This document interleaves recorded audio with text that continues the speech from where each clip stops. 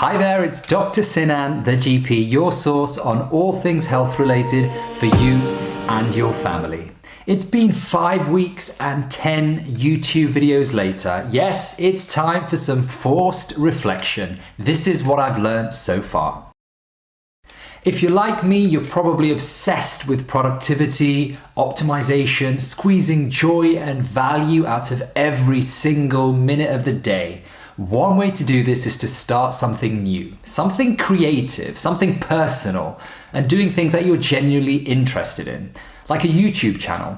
In many ways, this has massively catalyzed and focused my personal growth journey. For the last 10 years, for example, I've wanted to learn how to use my camera properly and just to make a basic video to do video montages of my kids. I've never done it. In the last month though, I've learned the skills to do both thanks to the channel and many more skills besides. And not only the practical tools too. Creating content requires focus and it forces you to question the why and the what and the how of what you're actually doing. What are you trying to say? Who are you trying to say it to? These types of questions to think deeply and often about your medium, your message, and your purpose. In the last month, I've had to learn basic filming, video editing, thumbnail creation, script writing, and marketing, as well as making more of an effort on some of those social media channels that I tend to lurk on. These are all good things generally, if not tremendously time-consuming. The good news is that you can learn all of these tips and tricks for free on YouTube or Skillshare, but the downside is that there is an opportunity cost. That is, all that time spending doing this stuff is a lot of time not spent doing other stuff. If you would have spent that time binge watching Netflix, then win-win. But if you're giving up R&R time or family time, it becomes a much more challenging trade-off. Nevertheless, the steepest learning curve seems to be at the beginning, but it is a long game. The adaptation and the learning doesn't really stop. When it comes to character traits, I fall very much on the perfectionist end of the spectrum. This is fine in some circumstances, but not great for building something quickly and building something by doing. YouTube is brilliant for this, and it lowers the bar for creating and sharing content, and it prioritizes doing over doing perfectly. YouTube is still a relatively scrappy medium where authenticity is valued much higher than perfection. This is great as it means you don't need the perfect set or audio or script. Just enough will do to begin with, and this mindset is incredibly liberating. It really helps you to brush aside all of the paralysis that comes from overanalyzing. One assumption when you start making videos is that people you know will be scrutinizing everything you do and say. We always overestimate how much other people notice us. This is a recognized psychological phenomenon. We sometimes feel that there's a massive spotlight shining and glaring light on our many flaws.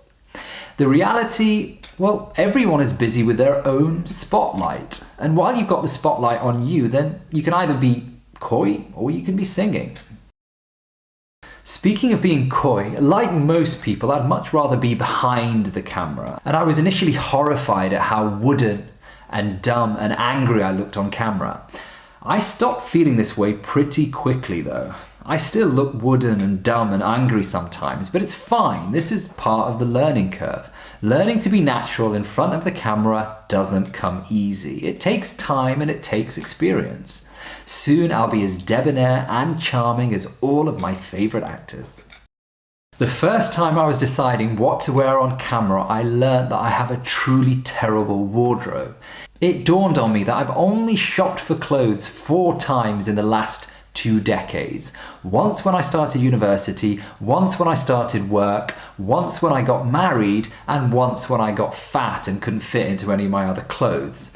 Even worse than this though, when I look closer, I actually realize that over 80% of my clothes are over 20 years old. This shirt, it's actually part of the I started work in 2006 collection. Despite not having any fancy clothing, I did and are a lot about getting some fancy filming gear. I actually didn't get any in the end for 3 main reasons. One, I didn't have any money, and that's a pretty good reason to start with. The other, I probably wouldn't have learned how to use them properly anyway, and the third is that there was a huge risk that I'd make 3 videos, get bored and end up doing something else with my life. When I look back at the barriers for getting started with this YouTube channel, having very limited technical skill or technical capability was actually one of the biggest hurdles for me. I was just worried that the quality would be awful. And as it turns out, when I did a few practice videos, shooting with my phone was good enough to get started and to post. I actually have a 10-year-old DSLR camera that I almost never used before, and when I practiced with that, I found that the footage was even better than my phone. What I did end up buying was a microphone, some room lighting, and an artificial tree. You can get all of that for under £100. If you prioritize anything, I'd go with the microphone. It can be quite nerve-wracking to open yourself up to public scrutiny. The scrutiny that you most fear is that of your closest friends and family, but all of it can be stressful. The most helpful responses I got when I shared my first videos were with those that were just blindly and enthusiastically supportive. Every time someone said well done or good for you, I felt a huge surge of thankfulness, gratitude and motivation. What really surprised me was the support that I received from so many people that I hadn't been in touch with for years. Old colleagues, friends from school, people that I'd randomly met abroad 15 years ago.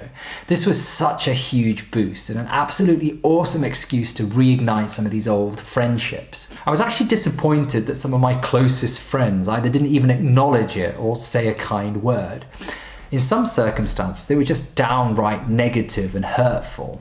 And this is a curious thing with YouTube. It can elicit surprising responses from unexpected quarters. It's only been a month or so since I launched the channel, and clearly it's in its infancy and a work in progress, but I've already had offers of work and interest, collaborations, conferences and other paid videos. This is great, but it's not the best part. One of the best and most powerful things for me with the platform is the ability to engage with a much broader range of people without the traditional constraints or baggage or pomposity associated with being a healthcare professional. I've really enjoyed sharing the channel with the post person, my neighbours, parents on the school run. Even the guy that cold called me trying to sell me insurance got an earful on the 5 ways to live forever. There are a host of analytics you can busy yourself with to analyze your progress. The main ones are total views, audience retention, and total subscribers. Mine have been low on all counts, which is fine. YouTube is a long game. The first 30 to 50 videos are just figuring out what you most want to talk about and basically refining the content. Value and validation in YouTube, just like in life, comes from whatever you want it to. For me, in this first month, I have been rewarded tenfold in terms of the skills I've learned, the connections I've reignited, and a renewed creative spark. 10 views or 10 million views, the feeling would be exactly the same. Thanks for watching. Till next time, stay healthy.